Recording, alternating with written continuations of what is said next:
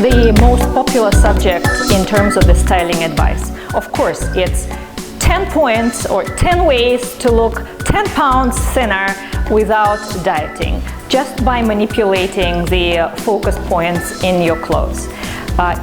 If this is something that you are interested in, then I would say the height of your boots and the proportions of your footwear is of crucial importance for you to achieve this holy grail of looking slender and streamlined, no matter what body shape you are, which basically amounts to, even though I love my curves, minimizing those. Minimize those curves. Okay, so the eye anchors on your body at places where we have either a prominent curve or a very thin place, such as an ankle. These are natural anchors for your eye, or where you have hemlines, any horizontal line is an anchor. The eye constructs the proportions of your body based on the difference between the width that it sees. So it's the contrast that really matters here.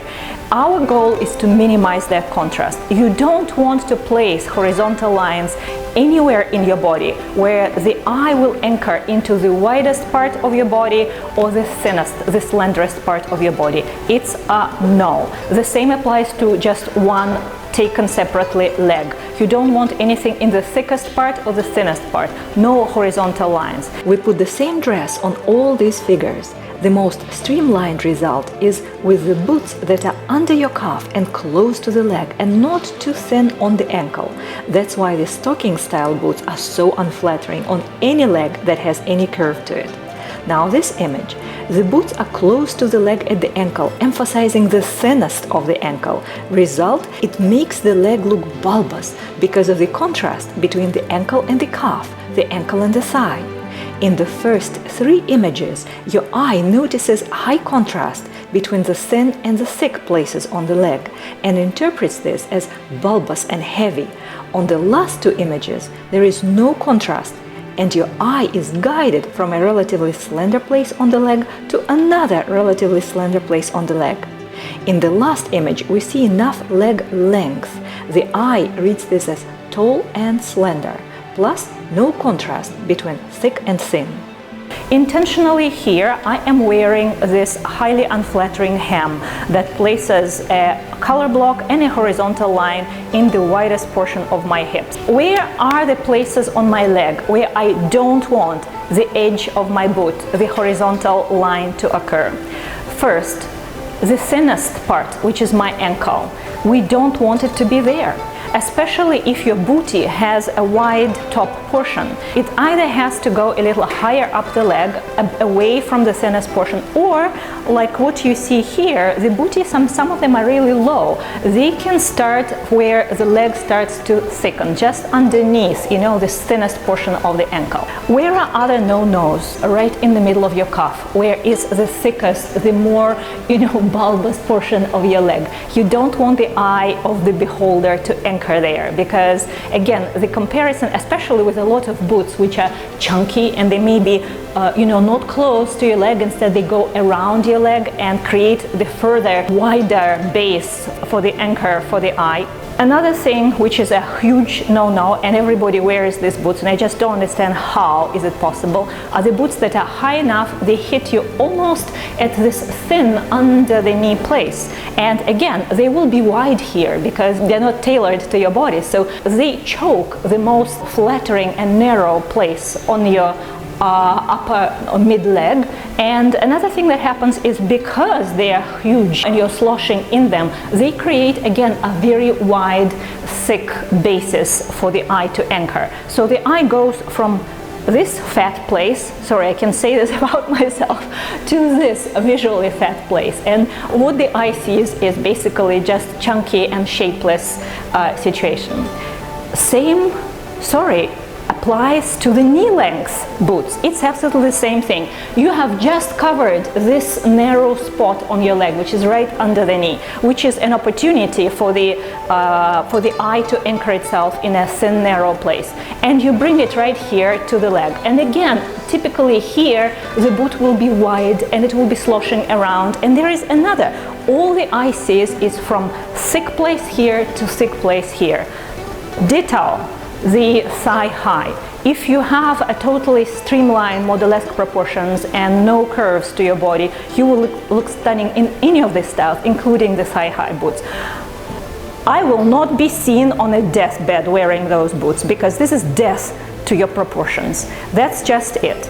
Another thing that your eye uses, apart from these anchor points, is the distance between these anchor points. So the higher your boot, the less chance you have to convince the eye of the beholder that you are tall, okay? So for the thigh-high boot, it naturally makes you look short. So really you need to be of Amazonian height to look good in it, because the eye sees from here and it is thick to here and it is thick and constructs your proportion as short.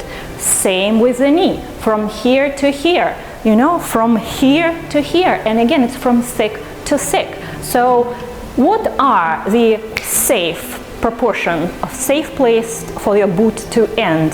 I would say there are only two as far as I'm concerned, and you know, I am very realistic about it. And these two are, number one, booties which start exactly like what you see here, at a place where your foot starts slightly thickening again, you know, going into the actual foot.